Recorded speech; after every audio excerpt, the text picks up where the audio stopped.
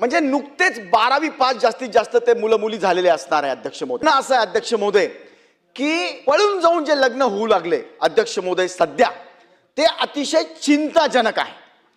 आणि ते याच्याकरता आहेत की वय वर्ष 18, मुलगा सुद्धा काही कमावता 21व्या वर्षामध्ये अजून तुम्ही आणि मी कधी बघितलेला नसेल अध्यक्ष महोदय. परंतु ते वय, भावनिक सगळं अतिरेक, त्यानंतर समजा डोक्याची अपरिपक्वता, या सगळ्या बाबींमुळे आणि कित्येक जण तर मुलगी 18 वर्ष 2 दिवसाची झाली किंवा मुलगा 21 वर्षाचा झाला की ते तयारच असतात आणि लागलीच अध्यक्ष महोदय पळून जातात आणि त्याला गोंडच नाव देतात प्रेमविवाह. प्रेमविवाहाला हरकत नाही आहे अध्यक्ष महोदय, हरकत कुणाची असणार नाही, असायला नाही पण पाहिजे. परंतु अध्यक्ष महोदय पळून जाऊन लग्न करणं ह्याला काय प्रेम म्हणतात का? म्हणजे आपल्या आई वडिलांनी आपल्याला इतकं लहानपणापासून प्रेम दिलं, म्हणजे आई वडिलांच्या प्रेमाला लाट मारायची आणि आपण पळून जाऊन लग्न करायचं. आई वडिलांना समजून सांगितलं पाहिजे की मी प्रेम करतोय, खरं प्रेम आहे माझं. आई वडील चेक करतात अध्यक्ष महोदय. काय चेक करतात? की हा मुलगा बरोबर कमावेल की नाही. मुलगी तर घरातनं जाते, मुलगा तो त्याच्या घरी राहील किंवा आणखीन कुठे राहील अध्यक्ष महोदय. परंतु मुलगी घरातनं एकदा निघून गेली की तिला अनंत समस्यांना तोंड द्यावं लागतं. आणि 18 वर्षाचं वयच असं असतं अध्यक्ष महोदय की जे म्हणजे तुम्हाला एकतर सोशल मीडियाचा पण अतिप्रभाव त्याच्यामध्ये निमित्त आहे. नो डाऊट की आई वडिलांच्या पण काही चुका असतील, परंतु अध्यक्ष महोदय आपल्याला काही कायद्याच्या फ्रेम्स बनवावे लागणार आहेत. 18 वर्षाच्या नंतर जर मुला मुलींना लग्न करायचं असेल, लग्न कुणाचंही असो, विवाहाची नोंदणी सरकारकडे केल्यानंतरच लग्न त्यांनी केलं पाहिजे अध्यक्ष महोदय.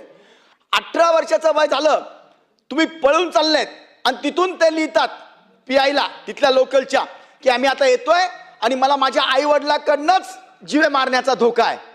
अरे हे काय प्रकार चालले अध्यक्ष महोदय? मी पुन्हा पुन्हा सांगतो, 18 वर्ष मुलीचं वय म्हणजे अवघ्या फक्त 12वी पास किंवा तिला ग्रॅज्युएशनचं पहिलं वर्ष असणार आहे.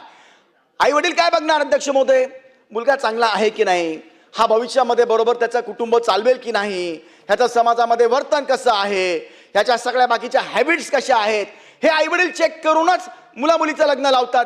किंवा मुलंवाले असले तरी त्या मुलीच्या बाबतीमध्ये चेक करतील.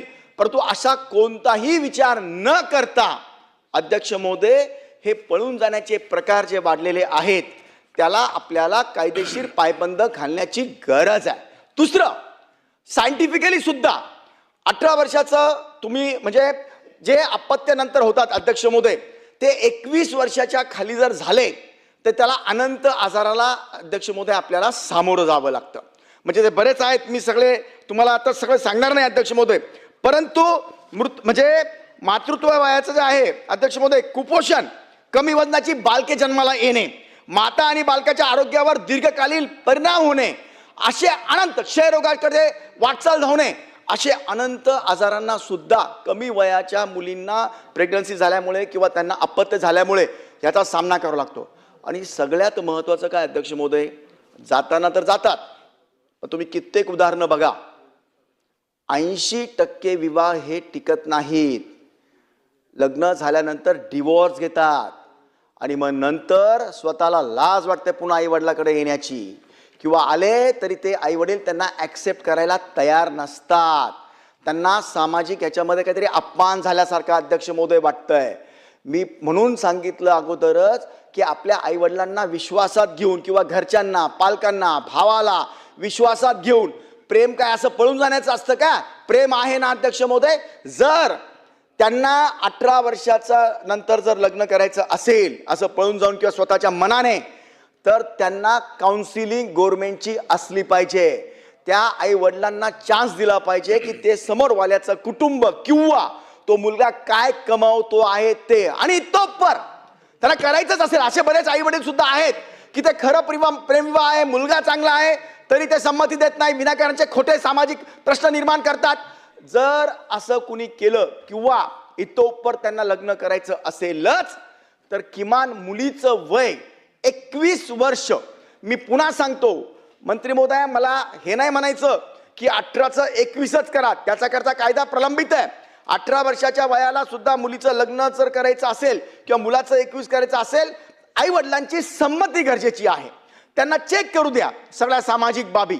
आणि इतोपर समजा आई वडील नाही ऐकत आहे तर 21 वर्षाची मुलगी आणि 24 वर्षाचा मुलगा झाल्यानंतर त्यांनी त्यांच्या मनाप्रमाणे करावं, अशी माझी अध्यक्ष महोदय आपल्याला कळकळीची विनंती आपल्या मार्फत मंत्री महोदयांना. यामध्ये कायद्याचे अनेक बंधनं टाकण्याचे अध्यक्ष महोदय गरज आहे.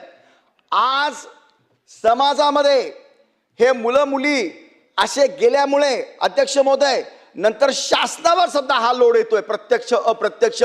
कारण नंतर त्यांच्या रोजगारांच्या संध्या बघा, नंतरच्या आरोग्याच्या समस्या बघा, अनंत प्रॉब्लेम ह्या आपल्या शासनाला सुद्धा अध्यक्ष महोदय सहन करावे लागतात. आणि म्हणून माझी विनंती आहे, 2-3 बाबीच्या माझ्या विनंत्या आहेत अध्यक्ष महोदय. नंबर 1, याचं आणखी एक कारण असं आहे की सोशल मीडिया. एक मिनिट राजू बसून बोलू नका. अध्यक्ष महोदय, यामध्ये सोशल मीडिया सुद्धा जबाबदार आहे. या निमित्ताने माझी पुन्हा विनंती आहे की 18 वर्षापर्यंत ज्यांना मोबाईल वापरायचा असेल त्यांनी परवानगी घेऊन शिक्षणापुरतं किंवा अशा गोष्टींची त्यांना परवानगी दिली पाहिजे. विनाकारांचं दिवसभर ते स्क्रोल करत असतात अध्यक्ष महोदय, कामाचं ना धामाचं दिवस त्यांचा त्याच्यामध्ये बर्बाद होतो, शिक्षण बरोबर होत नाही आणि मग त्या सोशल मीडियावरनं अशा सगळ्या बाबी सुचतात. म्हणून माझी विनंती आहे, किमान 16 तरी करा. 16 वर्ष वयापर्यंत किंवा 18 वर्ष वयापर्यंत सोशल मीडियाचा वापर जर करायचा असेल तर सरकारची परवानगी आणि तेच ॲप त्यांना द्यावे जे त्यांच्या शिक्षणाकरता ज्या गरजेचे आहेत. त्या परवानग्या शासनाला किंवा त्यांच्या आईवडिलांना वाटतील त्या परवानग्या त्यांनी घेऊन ते केलं पाहिजे. आणखी एक मुद्दा अध्यक्ष महोदय, थोडं मी या निमित्ताने या सभागृहाच्या माध्यमातून आईवडिलांना सुद्धा सांगेल किंवा घरच्यांना सुद्धा सांगेल. झालंय काय अध्यक्ष महोदय, आता सध्या समजा मुला मुलीने सांगितलं की बाबा किंवा पप्पा जे काय असेल किंवा माझ्याबरोबर चला आपण दुकानात जाऊन मला असं असं खरेदी करायचंय चला. तर ते काय सांगतात, किती पैसे लागणार आहे बेटा? 500 रुपये. हे 700 घे पण मला नेऊ नको. घरात यांना बोलायला वेळ नाही आहे. मुला मुलीबरोबर आई वडिलांचा आता सर्व संबंध अध्यक्ष महोदय त्यांचा जो म्हणजे भावनिक घेणं देणं होतं, चर्चा होत्या, या संपल्या अध्यक्ष महोदय. आणि म्हणून तुम्ही जर बघितलं आता सध्या समजा आता फिरायला एक तर आई वडील आणि मुलं बरोबर जाण्याचा प्रमाण कमी झालंय. गेले जरी तर 4ही वेगवेगळ्या मोबाईलमध्ये लागलेले असतात. 4ही जण, मुलं पण आणि आई वडील पण आपले मोबाईल बघत बघत बसले असतात. आपल्या चर्चा कमी झाल्या, आपसी प्रेम कमी झालंय. प्रेम हे आपल्याला अपेक्षित असतंच, ते आई वडिलाचं असो की कोणतंही असो अध्यक्ष महोदय. आणि म्हणून माझी या निमित्ताने आई वडिलांना पण विनंती आहे हात जोडून की आपल्या मुला मुलींना आपण वेळ दिला पाहिजे. किमान 8 दिवसात त्यांच्याबरोबर बाहेर गेलं पाहिजे.